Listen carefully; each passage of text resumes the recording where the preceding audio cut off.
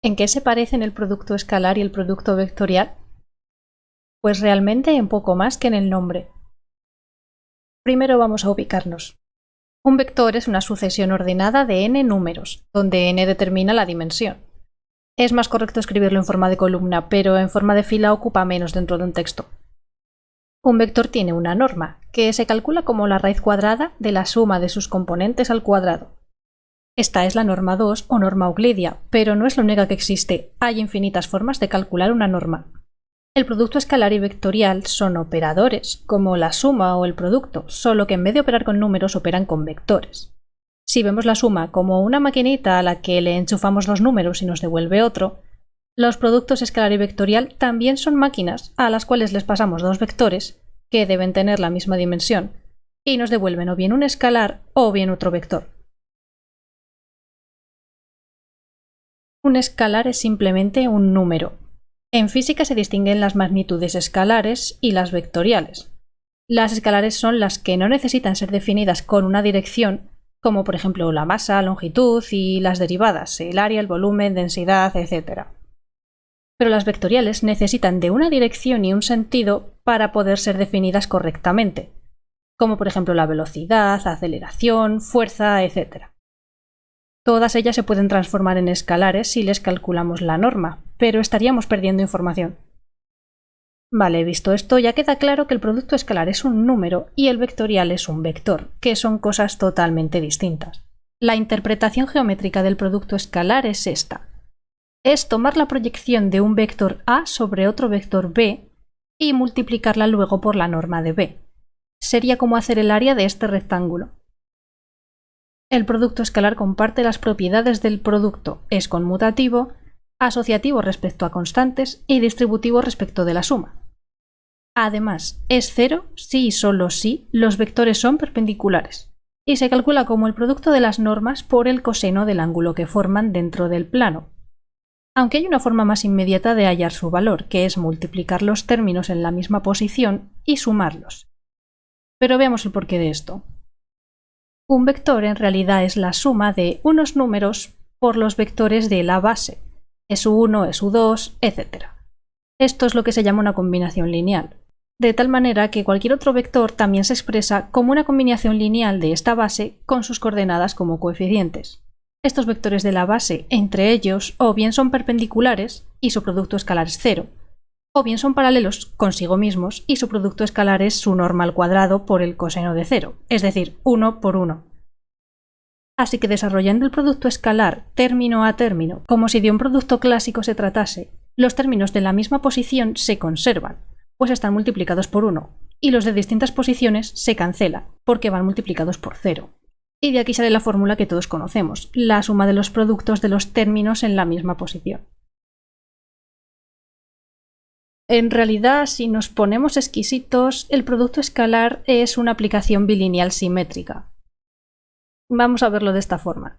Al multiplicar los elementos por parejas y sumarlos, en realidad es como si hubiéramos interpretado los vectores como matrices de 1 por n y n por 1.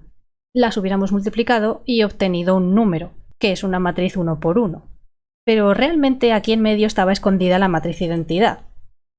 Pues bien, cualquier matriz definida positiva puede definir un producto escalar, que podemos llamar producto escalar inducido por M, y para calcularlo solo hay que introducir dicha matriz entre los dos vectores y hacer el producto de matrices. Enlaces abajo para más detalles.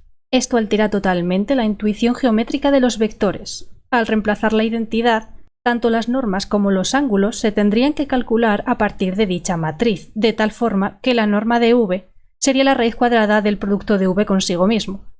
Esto se llama norma inducida por el producto escalar. De ahí el subíndice. El ángulo se deduciría del producto escalar dividido por el producto de las normas. Por tanto, podríamos tener una geometría en la que dos vectores en un ángulo de 90 grados no fueran perpendiculares. El producto vectorial es un poco menos simpático.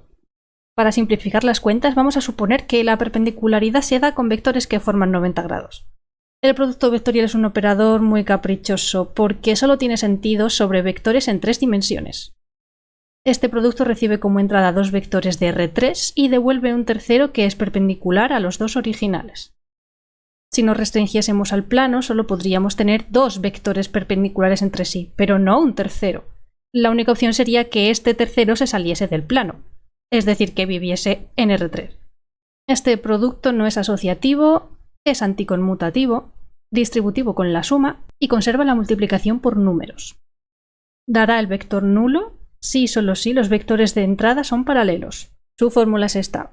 La magnitud del vector resultante viene dada por el producto de las normas por el seno del ángulo que forman, y la dirección es la del vector unitario perpendicular a ambos.